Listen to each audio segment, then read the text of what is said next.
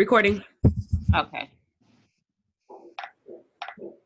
All right. So let me kick us off. Sorry, I took down. Hi guys. Okay. Hey everyone. Welcome to episode 15 of Real Women Real Estate.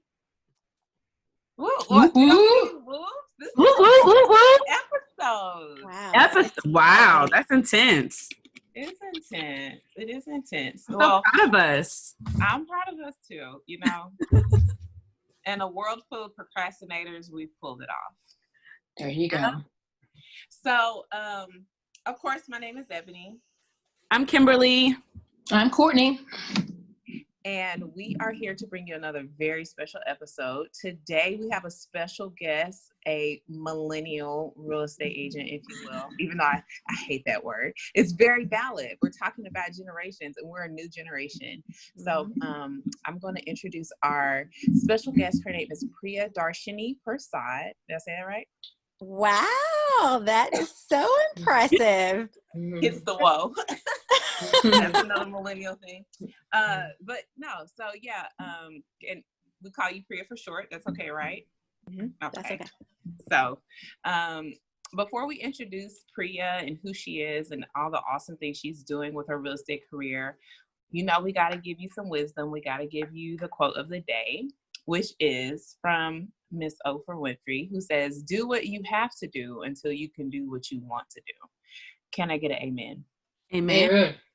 Amen. Okay. I feel like that's like the entrepreneur or like hustler's anthem, right? We live a different lifestyle now, so later we can do things that other people can't do. Amen. Okay, so let me give Priya some shine. Priyadarshini Persaud. Let's give Priya her flowers. Priyadarshini Persaud is a media guru and award-winning real estate professional based out of the DMV area. Also an associate producer for the Russ Parr Morning Show. Priya leverages her expertise in brand development and exposure to create a one-of-a-kind experience for her clients. With over 7 years of experience, Priya is a top producer for Exit Landmark Realty, and her team, the home team, has just been designated as top 10 internationally. Congratulations. Priya holds a master's degree in organizational communication with concentrations in research analysis that provides a solid background on which her career is built. Miss Priya, yes ma'am, do your thing. Welcome to Real Women Real Estate. Welcome, and thank you for being here. Thank you for having me. I mean, that's a phenomenal introduction. It's all about you, boo. You are decorated. I love it. I was like, yes, make sure we say that associate producer, honey, and that master's, honey. That's so cool. I remember Russ Parr when I was growing up. He used to have a show down here in Dallas. I guess it was all over. Yeah. Yeah. I used to love listening to him. I thought he was so funny. Yeah. That's awesome. It is such an honor to be able to like have grown up on him, and then just we're all in the mix now looking at the group chats all day, and it's just like, okay, Russ, relax. Now I can say relax, Russ. It's like surreal, huh? It's a blessing. Really it is. That actually takes us into our first question. How do you balance your real estate career with being a public relations expert and an associate producer for the Russ Parr Morning Show? Because that's a lot, honey. How do you manage all of that?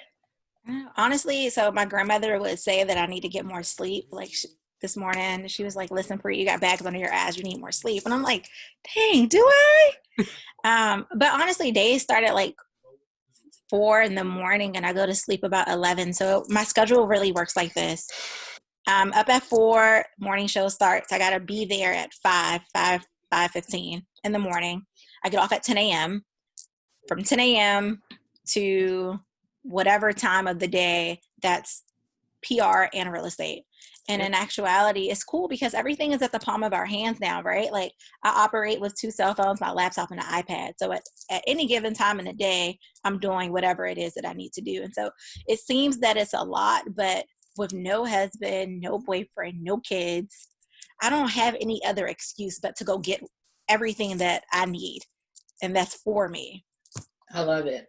That's awesome. Phone. And that's true. Yeah. No excuse. It's true. No excuses. No, I remember those days. I wish I could.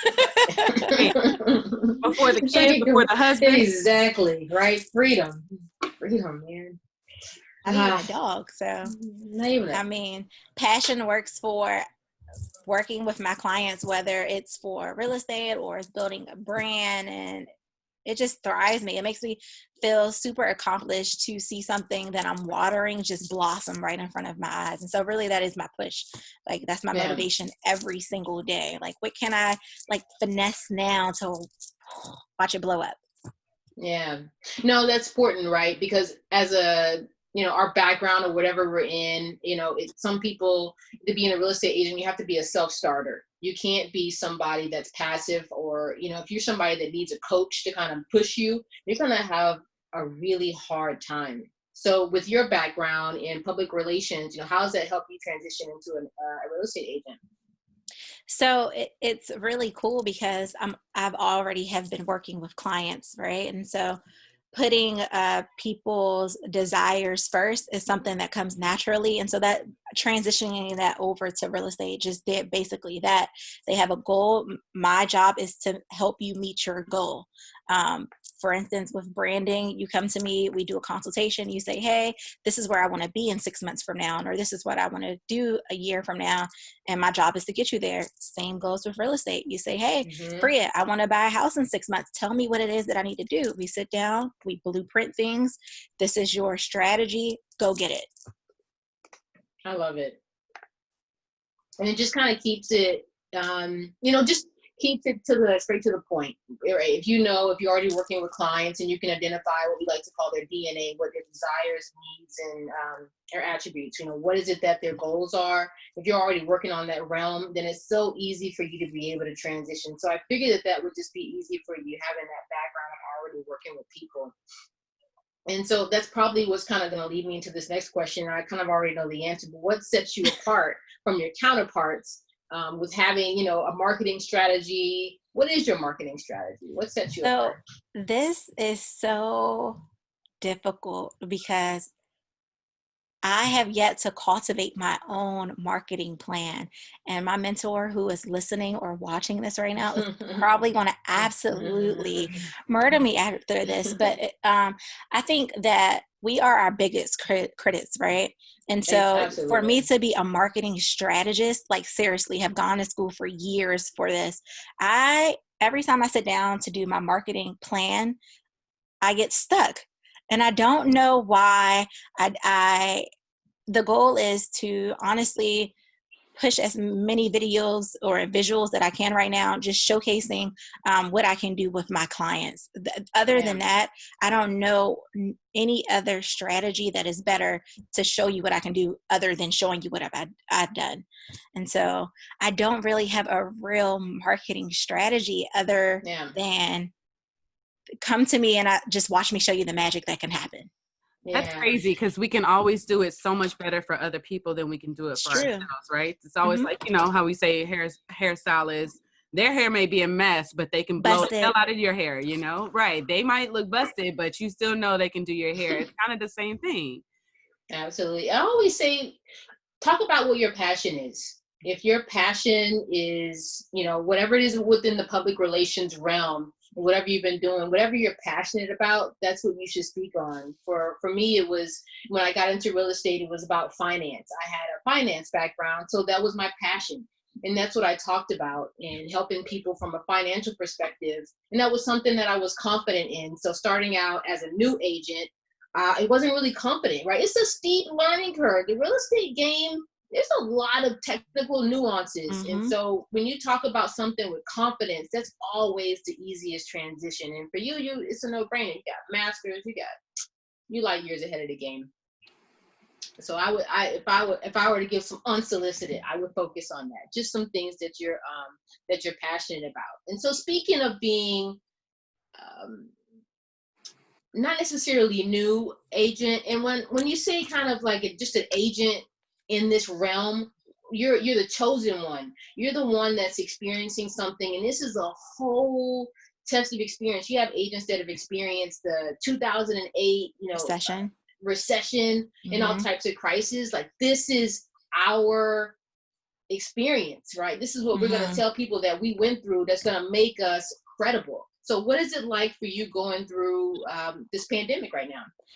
It's so amazing that you said that, because honestly, when we compare 2008 recession to now, let's think about it. In 2008, Facebook wasn't blooming like it was. Yeah. There was no Instagram. YouTube wasn't around. Google, I don't know what was happening, because I mean, I was in high school, like just barely trying to get it onto a Facebook page. And so it's different now. Business has not slowed down for me at all. I've closed 3 homes in the midst of a pandemic. Awesome.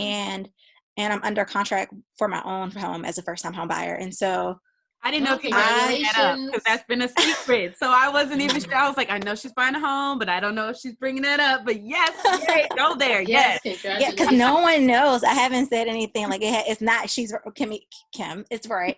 I have not said, I said Kimmy. I call her Kimmy, guys. I have not said absolutely anything to anyone, just because the process has been so, we'll talk about it. But comparing from 2008 to now, it's just different. I don't see or foresee a crash like 2008 before, because technology has changed. We're not looking for realtors, like rolling up to buildings now. You're searching online, you're searching realtor.com, you're on Facebook saying, reviews. Hey, yep. They're watching videos on YouTube. And so as long as you're doing those things, business is going to continue to bloom. Today I did a consultation, tomorrow I have 3. And so that's awesome. Not slowing down. People are still listing houses. People are still buying houses unseen, sight unseen. For instance, for me, my first home, I put in an offer, hadn't even seen the place in person, just all from pictures. And so people are still. You wrote the offer subject to inspection? Okay. Yes, always subject to inspections. I will not. You can only advise your clients, right? Right. But I'm like, hey, buddy, you need this home inspection. This is the biggest investment of your life. You need to know what's happening behind those walls. And I'm a realtor. I don't have x-ray vision. I can't tell you what's happening behind this wall. You need to see. Exactly. Subject to a home inspection, of course, always. So you said that people are buying homes. You've closed 3 during a pandemic, and so kudos to you, because there's people that are out there just sitting around kind of waiting till this thing is over. And so you're out there and you're hustling, you're moving. So are you noticing a trend right now amongst millennials or Generation Z as home buyers in general? Because everybody's talking about that in the newspapers. Oh, you've seen the stuff, you've seen the reports and things like that. Are you experiencing this in the area that you are? But this is the thing. 80% of my my homeowners have been millennials that are buying, or Generation Z. Wowzers!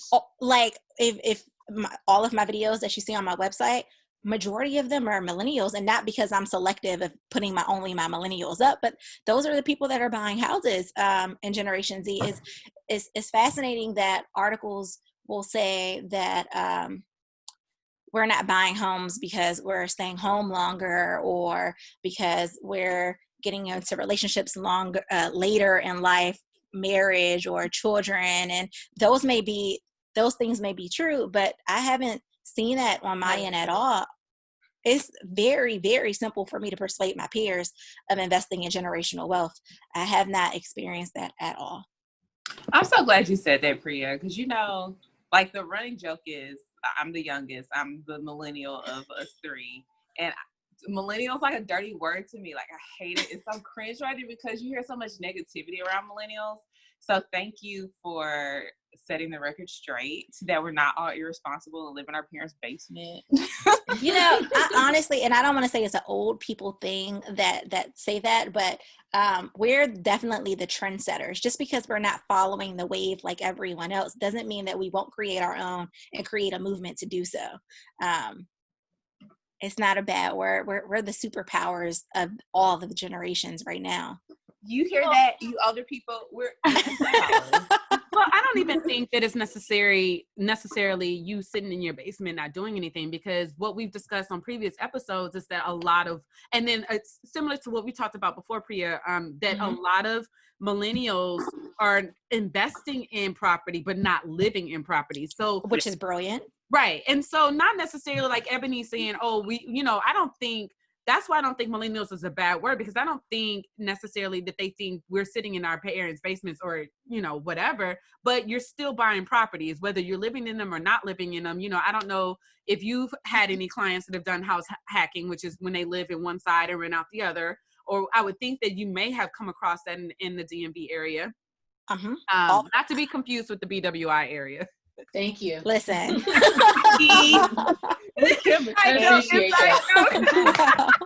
shady. It is shady. My husband is from the area, so I know the area very well. Thank you. Shout out to Silver Springs, Maryland. Moco County. There you go. But this questions just in general, like, are you, because I know when you first started, I know you were having a problem. You were like, oh, no one's buying. They're just, I'm getting a lot of leases. Where did the transition come in? Or was it your marketing that actually transitioned you from getting people who were just leasing and renting to people actually buying homes? I don't know how that strategy came about. I want to say that it might have been marketing. I may have started to put out more videos like, hey, you spend $1,200 on rent monthly, a mortgage you could get for $1,350. And then people that were leasing started to reach out saying, hey, what the heck? Tell me how I can do that, and converted them over the leasing over to buyers. So marketing may have done that, but I honestly want to say that it may have just been the planning of God for me, honestly. And I'm really glad it worked out that way, because any agent will tell you that working with someone that's looking to lease, they're going to help you set the foundation for your tone in real estate. Leasing is not easy. You get all types of clients, and more than usual, it's credit factors or income. And so if you can deal with leasing, then you could probably deal with anything. Interesting. So do you have, or most of the people that are buying homes now from you, have they been investors or people who are actually buying their first time home, or what is your trend right now? Most of them are first-time home buyers. And my goal is to get them in their homes for as least money as possible and keeping money in their pocket. So I'm looking for pairing them up based upon personality, typically with lenders that can get them to their goal and get them grants, because it's unfortunate that our culture just don't share that knowledge, right? And unfortunately, that's just the truth. We don't tell each other how you can save money in your pocket while investing in something major like purchasing a home. And so most of my Real women real estate home buyers right now have been first-time home buyers, but they're also first-time home buyers that are expecting to stay in their homes no longer than 2 to 3 years, to then turn over to be investment properties, and then we'll start looking for new homes for them. And so that's the blueprint. I like it. So with the investments, and we're active investors, right? And that's the thing. When you're investing, you always want to know where are the hot areas, where should you be investing. And so this was kind of a personal question for me. What is the market like in the DMV area? What are the trends that you're seeing? Should I be looking to invest in the DMV? What's going on? Tell us the market. Tell us what we don't know. Because all of us on this call love DC, of course. I love we DC. Missed it. And Ebony was just there recently, and she fell in love. I said, you're gonna love it. She fell in love, and Courtney and I, of course, have history there. So you're gonna love it. The type is just so expensive. Like, DC is so expensive. So DC has become very expensive from our parents' generation. So this is the thing. You're never going to be able to go wrong with investing in a nation's capital. That's not going to change. So yes, DMV is a great place to invest always. Like what country can you go to and not want to be close to the nation's capital? It's just, honestly, it's a no-brainer. But when we talk about gentrification for DC, that's what's happening there. And you're not able to find homes there for no less than $350, and I'm talking maybe 2 bedrooms, 1 bath. That it really is. It is expensive, but then you can go over to places like Maryland, close to DC border, 10-minute drive, 15-minute drive. You're right there. Hot markets right now here are Capitol Heights, District Heights, Suitland, Oxon Hill, Temple Hill. Where the MGM is. Yeah. And it's so funny because, I don't know if it's like it might be a cultural thing, but anytime we think of hills, heights, it's always like a negative connotation with it. Right. And so these are the places that are on the list to like bloom within the next year. So if you're investing in any of those places or becoming first-time home buyers there, then you are definitely getting a piece of a pie that is going to be yummy. We surely hate that we sold our house in the hills of Temple. Yeah. In Temple Hill so soon. Man. Yeah, the market there is amazing. And there's so many people that come to DC for like internships and that need like temporary housing. So I was thinking about, it's good for, even if you were in the Airbnb market or just a buy and hold market. There's so many people that come on a contract basis to DC. It just seems like you said, like a no-brainer, to have an investment property there. I mean, think about it. Hotels here in DC range from about, on the low end, $270 a night. Yeah. $270 a night. Do that math for 30 days, okay? That's how I ended up at an Airbnb. Yep. But it did kind of strike that, kind of what you're saying. Like, people, it's smart to invest the nation's capital because people are going to always come there. And if you have an Airbnb, like I ended up in a neighborhood called Trinidad. Okay. Yeah. Okay. Which it's up and coming, right? It has such a bad connotation, but to your point, like gentrification is happening. Like I happen to stay with like someone in a very similar demographic with me, so I wasn't uncomfortable at all. So I was thinking like, this is great. Like I want to get out. Even if whether I live there or not, I still want to own property there. So thank you for that advice. At one time, they used to call DC Chocolate City, and I'm telling you, I'm 29. I don't remember when they said that. So it's interesting to even hear. Oh yeah, it's Chocolate City, like chocolate weird. Right, it's definitely a melting pot. It's also a key point to know about the DC area, the DMV, is that the military that's there, the government, and then how often that turns, because if you can always have someone, you can always rent out your house, especially if it's near a military base, because there's several of them around the area. Oh, that's smart. Yep. And the colleges, there's several of them there, like within a cluster too. Yep. So. Shout out to Howard. And Bowie State. There you go. And Morgan. Oh yeah, a lot of HBCUs in the area. Yep. So you obviously are starting to get into the listing game and things like that. Are you a proponent of staging homes or not staging homes? What's your absolutely take on staging? Absolutely staging. Few listings chose or in the beginning didn't want to. And I mean, just think about it. Like I said, technology, right? People go on Pinterest. People are going on Instagram. People are shopping for furniture online, especially right now. And so you definitely want to see what a space looks like with furniture in there. Staging for sure. And right now with the pandemic, we're hiring people like Kim, right? For interior design to stage virtually, because that's how people are able to get their property sold sight unseen. They don't have to have anything in their home right now. All they need is a Kim to go in and stage the property. Definitely stage. That's crazy because we actually did stage the flip house virtually. And not even looking at those pictures, I'm like, wow, it really looks like it's in the space, but it's virtual. You walk in there and there's nothing in there, but online you see pictures of furniture in a space it's empty. Yep. Absolutely. There's these, stuff that Kim can do, Matterport. And in California, there's actually staging was not considered an essential business. So you couldn't stage the home. So you had no choice but to do virtual staging for the homes. And then a lot of the actual homeowners did not want to have staging companies come inside the home. So this was an only option. So this could turn into the new normal.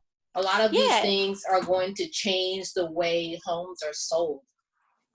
I like the idea too that how you said you can, if you want to go on a showing, you walk into a space and it's completely empty, to give the client opportunity to just use their imagination, right? So they can see what their own furniture looks like in there. But prior to, they're able to see the listing online with furniture on there as a virtual showing.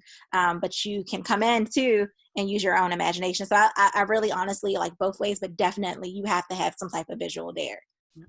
Absolutely. So, this has been great. We kind of talked about just being, and on the other side, we always talk about being an investor and using the property as either a flip property or a buy and hold. And we've done a lot of different things, but you're actually our first millennial realtor, right? You're our first real eyes and ears in exactly what's happening, especially in the DMV market. We never had a sense of, we didn't have a sense of what was going on out there. So I'm really excited to take a look and just check out some different things. So thank you for that. And interest rates are like, I know it's a roller coaster right now, but as the check of us a couple of days ago, interest rates are like 2.75. And so if you can get it now, go get it.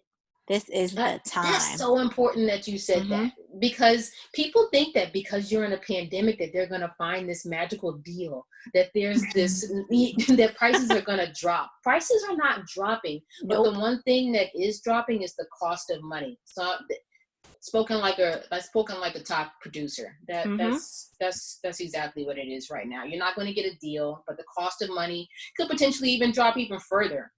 And that changes the game in itself. Yeah, we haven't hit the bottom yet. So if you're thinking about amortizing, maybe not the price of the home, but if you're amortizing that interest rate, right, over the life of that loan, that's a huge discount that may never happen. This has never happened again. So if you are an investor, this is definitely something to look out for.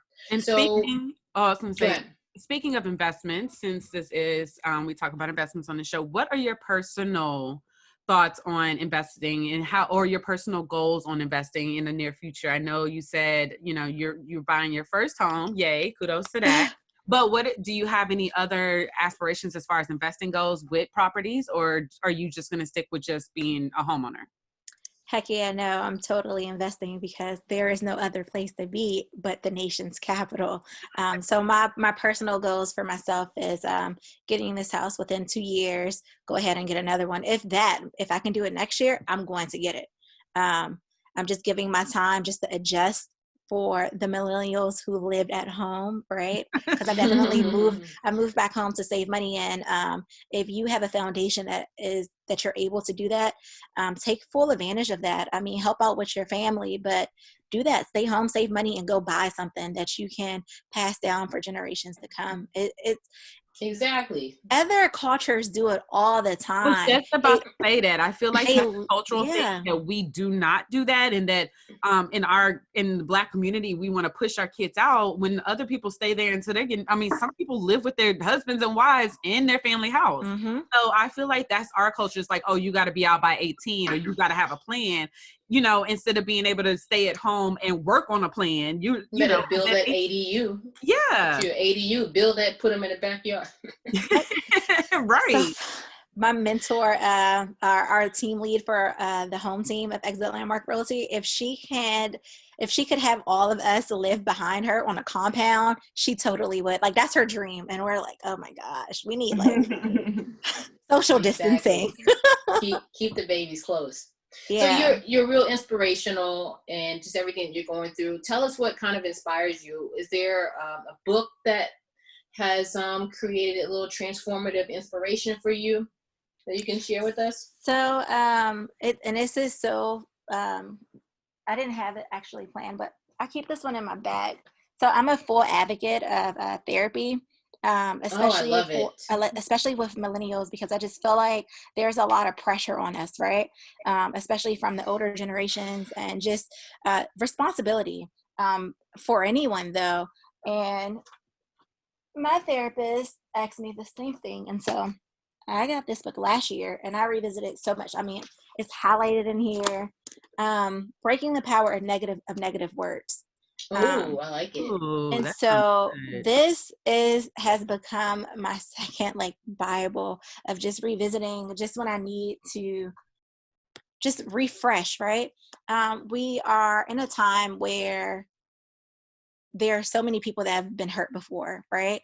And so we need encouraging words. We need words that speak life into us, and we feel like we can do anything when we get those words. And so this book, it definitely does that for me, and I encourage anyone.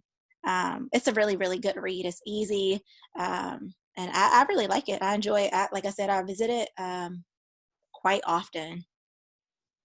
Awesome. Well, we appreciate it. Thank you for this, and thank you for coming on to the show, and thank you for sharing your time with us today. We greatly appreciate it. Absolutely. So, I have a quick story about Priya and I. Oh my gosh. Priya, this goes to kind of what you're saying about inspirations and stuff, and how you never know who's watching you, because I never knew she was watching me. And she wrote me a note. Was that right before your graduation? I think so. She sent me an invitation to her graduation. So we worked together at Radio 1, and Priya was an intern. And never knew. I was like, oh, she's so cute, this girl. I love her. See her, we spoke in passing. I feel you, Ebony.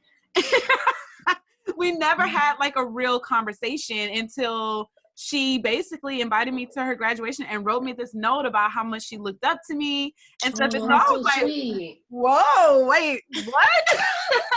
For what? What did I do? But it's one of those things that you never know who's watching you. So I feel like we come full circle, because I'm watching her blossom and watching her, become this amazing woman. So it's almost like a full circle, because I'm like, oh, now I'm looking up to Priya, like, girl, I'm trying to be like you. But you know what? It's also so important for us to share those words with people, right? So someone knows, because like Kimmy's right. I didn't know her from just what I've seen. And it was just so impactful. And I think it's important for us to say, when we're going down the street and you like a girl's hair, hey, I like your hair. Just that's so dope. Yeah, we need to start doing that for humanity, one, and then for yourself. It's such a great feeling to know that someone has helped you and that you've helped them by telling them that they've helped you. Yeah. Absolutely. Okay, polka dots, like Ebony says. Okay, polka dots. Yeah, no, I'm really big on empowered women, empowering other women. So I love that. I love the book that you recommended, and I love Kim's story. Kim, I'm start calling you Kimmy. Oh my gosh, she was calling me Kimmy before it was on Instagram. Before it was an Instagram name. Okay, that's funny. I love it. That's awesome. Kimmy. But yes, thank you so much, Priya, for being on the show with us this week. And, we wish you well, and, can't wait to hear about that closing sidebar. Jeez. I am helping her decorate her new home. Oh, I love it. Virtually. So cool. So we need pics. We need pictures, before, after pictures of that, so we can take Courtney, I will be having that one on YouTube. Okay, all right. Yeah, We'll post it on the IG. So where can we find you? Where can we find you? Give us your creds. I am at Queen Pri on Instagram and Facebook, and p2therealtor.com and p2therealtor on Facebook as well. And of course, our morning show and Catch 22 Boutique. Okay. Hey, because I'm a brand ambassador too. Yeah, she sure is. But no, in all seriousness, just thank you guys for the platform. It's super encouraging and super powerful to see just women collaborating with each other. Like I said, we don't get to see that very often, especially in our culture. And so I think it's phenomenal that you guys are doing. I mean, this is the 15th episode. I remember when you guys launched, and it's just great to see that you guys just blossom. Yeah. And so this is only the beginning of something super, super, super major. I mean, I'm very, very excited to see how far you guys go with this. It may seem like minimum to you guys. Heck yeah. Heck yeah. Airplane mode. Exactly. Right. We can't wait to be on your YouTube. Wait, Priya, welcome to your YouTube channel, right? Don't forget to like, comment, and subscribe. I've been practicing. Awesome. All right. Well, thank you, ladies, and I appreciate it. And we'll see you guys next week. Bye. All right. Bye-bye.